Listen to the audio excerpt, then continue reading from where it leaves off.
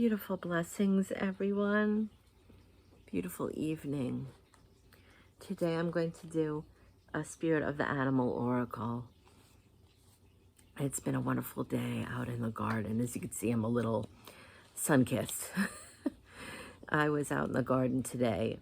I do have some physical challenges, so this helps me to stay mobile being out there. And I was just repurposing some things I had around the garden because I'm working on extending a raised bed, and I just had my hands in the soil today, and it was a beautiful energy. It really reminded me as I was working with the soil that it is living.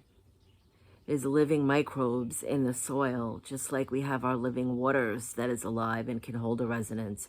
Our soil is filled with life, from the smallest microbes to the small creatures that keep the soil well, like our earthworms, and they call them potato bugs where I'm from.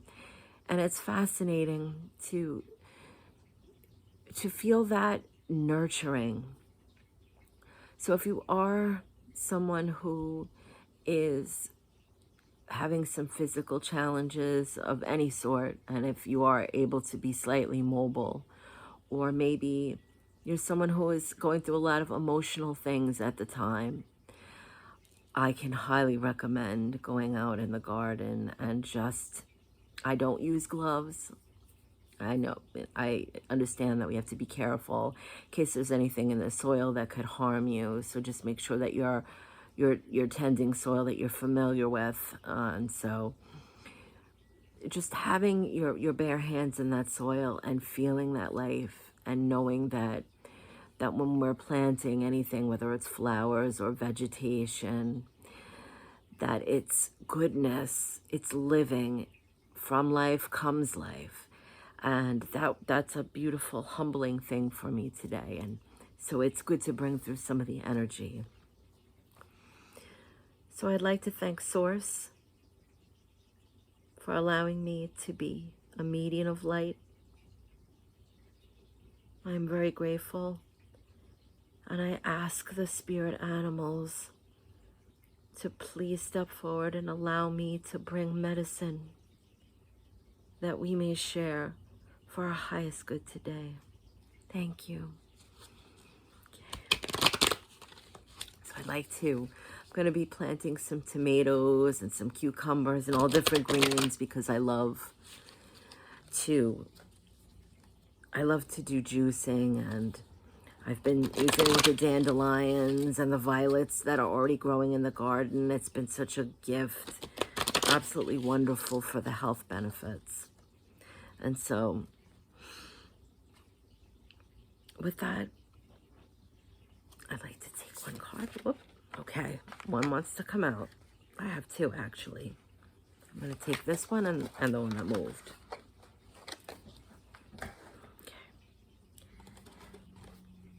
The first one is Heron. Patience. Create a place in nature's stillness and be renewed. Take time alone to find balance. Step confidently towards your purpose, and patience will bring you rewards. And I will say that living by the nature reserve, there's a wetlands preserve by me, and I've been very lucky to see the herons there, and they're absolutely beautiful and graceful when they're fishing. And the next one is a cat. Independent. You are a natural healer. Your intuition is strong. You don't have to go with the crowd. Life supports you in every way. And so right away, I know they say the cats are their own masters, and they're kind of bringing that through. And also, I believe some of the ancients are here. I like to call them the ancients because they are from the interstellar galaxies. They're our starseed family. And they're just kind of making note that if you are a starseed, and we know specifically a lot of the Lyrans have experienced this, but that the cats are usually very strong companions for those of us that are starseed family and have awakened to that part of our lineage. And they're just kind of reminding us that they're usually a soul companion, and you could tell somebody is a starseed by the company that they keep, and cats are one of them. And so what they're saying, I'm hearing right away about the heron, is that the heron, even though we can't see their ears, has very acute hearing. They are actually able to, by being very still, feel the vibrations and hear them in a sense, to find the small fish that are in the water, because they're fishing at the water's edge. And I know, seeing them at the nature reserve, they're in amongst some of the reeds and things like that. And it wouldn't be very clear for them to see visually. So what they're doing is they're paying attention to the surroundings, the movements in the water, the vibrations that they feel as they're standing in the very shallow waters. But they can also hear the movement of the fish. And so one of the messages that the heron is bringing through is to pay attention, when you're being quiet, to the sensations, not just the obvious senses that we're used to using. So when we're having a challenge and we're trying to navigate through something, like maybe we have a challenge where we're deciding to move or relocating, and we want to go within and use our intuition, heron medicine is stepping forward and saying, a lot of times we want to step into our logic, and we want to think about the finances, and we want to think about job security, and we want to think about things like that, maybe weather and size of accommodations that we're looking at. But they're also saying use the other senses. See how our body feels. I don't know if anybody is familiar that's watching. They're talking about the muscle testing. But to sense how our body feels in our tension when we're thinking about these things, as we're thinking about relocating, notice how it affects our breathing. Notice how it affects how we're our stature. When we're starting to think about where we're ready to move, are we feeling tension anywhere in our body? Are we noticing that our stomach is feeling tense or weak? Are we feeling maybe they're saying headaches? Are we feeling tension in our throat area? Is it something we're having a hard time communicating, maybe to other family members, our likes and dislikes with where we're relocating? So, like the heron is using its sense of vibration, not just the ears that we cannot see, but its sense of vibration, the sense of movement around us. In order to see the fish, they're saying we can use that within ourselves, connect with ourselves, and notice, because it's very telling with our physical body, not just our emotional sense, but our physical body can tell us a lot of times what's going on emotionally. And so that is a very strong message from the heron, that it's very good sometimes when we're having to make a decision, or where maybe we're in our space and we're not quite sure how we're feeling about something, that we can sit, and as we focus on what we're intending, whether again it's my saying that we're going to relocate, or whether maybe it's even a new job, a relationship, whether to start a family, anything that seems like an important part of our life, a life decision, is to pay attention to everything in our body, from the breathing, from the way our heartbeat is, the muscles in our body, And it will tell us a lot. And the cat, right away, I'm hearing the cat is its own master. And so one of the things that's coming through with this message today for the feline, the cat, is that it's okay to step into our place of security within ourselves.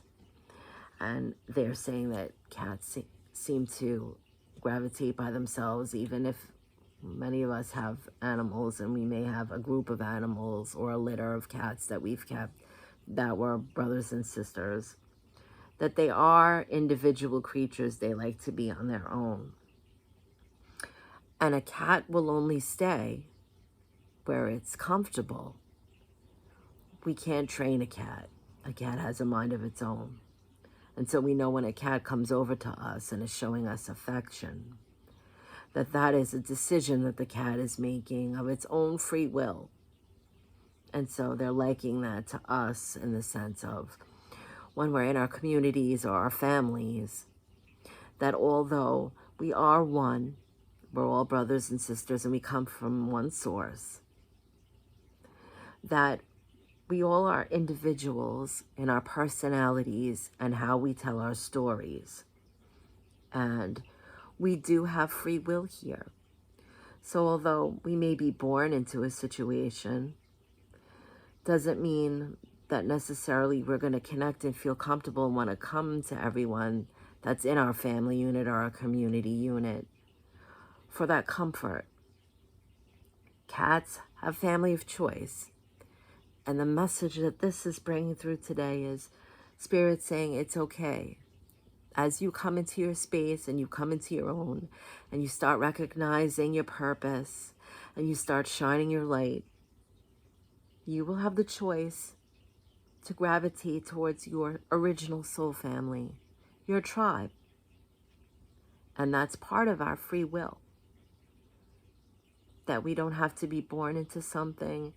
And they're saying the idea that blood is thicker than water is a very old tale that we tell ourselves. But in actuality, it's a choice. And the feline is coming in today, the cat medicine, and supporting that for us. That although we are all one, they keep reiterating this, and that we are all from the same space. Remember our individuality and that we are also our own master. We are in charge. We're in charge of the decisions we make, the company that we have. We are allowed to set boundaries. That is not being unspiritual and it's not being discriminative or derogatory towards anyone when we have boundaries, because the cats do. They use their sense, and if it's not something that's resonating with them, they don't make any excuses. They don't have to say even why. They just make their space away from that or that particular person if it's not resonating. Doesn't necessarily mean that they lash out or hiss. I mean, sometimes we see that. The cat has an attitude. But as far as the medicine that the cat brings, they're saying it's okay that you will find your tribe and use this medicine to be your own master. And you don't have to succumb to any of that. It's okay to set the boundaries that we need. Find your own soul family by being authentically you. And so I hope that these messages in some way inspire. Now it's a little late today that I put this up, but I've been, again, out in the garden, very busy today. So I hope this finds you well. And I'm grateful for anybody who watches and shares the light. Many blessings, everyone. Much love.